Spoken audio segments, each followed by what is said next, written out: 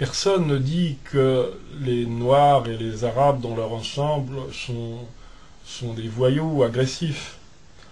Mais enfin, il y a quand même une certaine propension dans ces populations à s'en prendre à l'autochtone. Dans le livre Le racisme anti-blanc que j'ai écrit en 2010,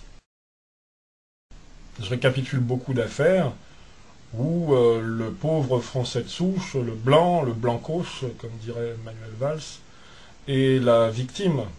Et les agresseurs sont des halogènes, en l'occurrence essentiellement des Maghrébins. Ça ne veut pas dire que tous les Maghrébins sont très agressifs. Évidemment, on sait bien qu'il y a des Maghrébins qui peuvent se sentir français, avec qui on peut partager certaines valeurs.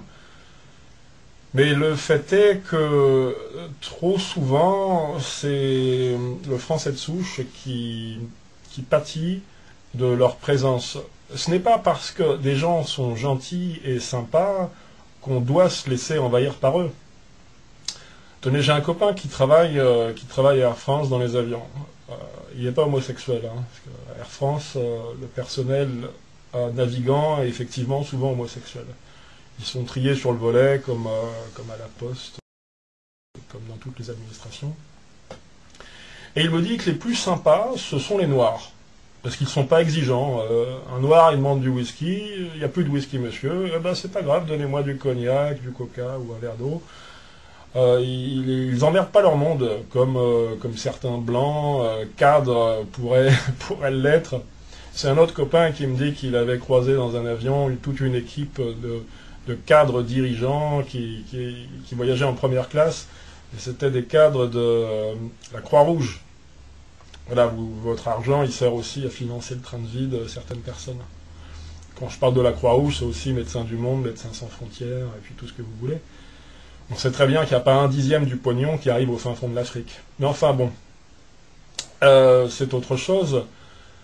Concernant l'agressivité des populations halogènes, et notamment afro-maghrébines, il faut en prendre acte. Les Français subissent quotidiennement, ou en tout cas dans l'année, nombre de violences de ces populations. Ce n'est pas pour rien que les afro-maghrébins musulmans, en l'occurrence, forment la majeure partie des gens qui sont en prison aujourd'hui, dans les prisons françaises. Ce n'est pas moi qui l'invente. Donc je suis désolé si je choque certaines personnes qui m'aiment bien, qui apprécient certains de mes travaux, mais il faut le dire. Il faut le dire.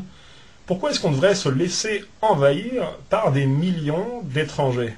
Il n'y a aucune raison à cela. S'ils étaient plus travailleurs que nous, s'ils étaient plus créatifs que nous, s'ils avaient fait des choses merveilleuses dont on pourrait se vanter aujourd'hui, ça serait formidable, mais ce n'est pas le cas. Trop souvent, beaucoup trop souvent, nous avons affaire à des parasites.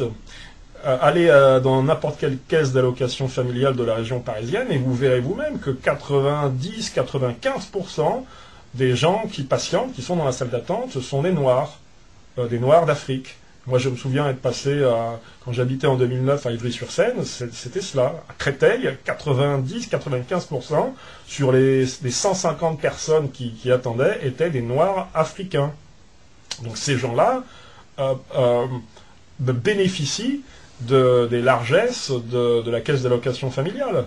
Allez dans n'importe quel hôpital de France et vous verrez qu'il y a une surpopulation afro-maghrébine.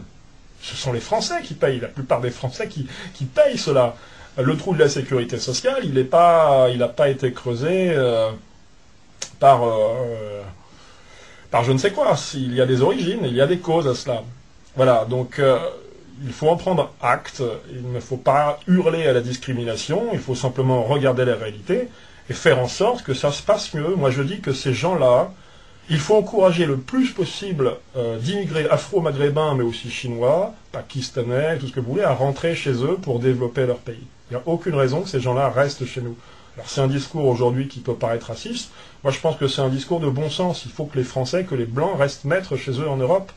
Tout faire pour encourager le retour de ces populations immigrées dans leur pays d'origine, pour développer leur pays d'origine. Il faut arrêter qu'ils se plaignent sans arrêt que leur pays est sous-développé, et eux-mêmes le fuient et n'ont aucune intention d'aller aider leurs cousins.